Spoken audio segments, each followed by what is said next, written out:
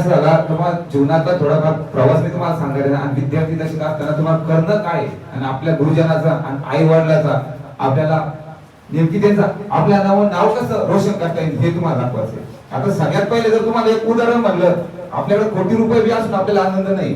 आज जर सगळ्यात मोठा जर आनंद कधी असेल, आज ह्या विद्यार्थ्याच्या आई वडिलाचा आज जी एमबीबीएस ला मुलं लागलाय नंबर, तुम्ही पुढे यांना दोन आई वडील एवढे दूर आज यांच्या डोळ्यात जो आनंद आहे ना, तुम्ही तो कोटी रुपये देऊन सुद्धा तुम्ही विकत घेऊ शकत नाही. आज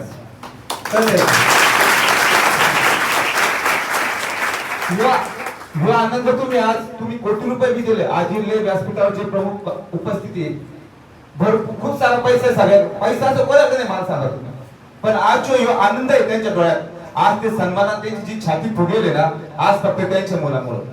कोणामुळे? त्यांच्या मुलं.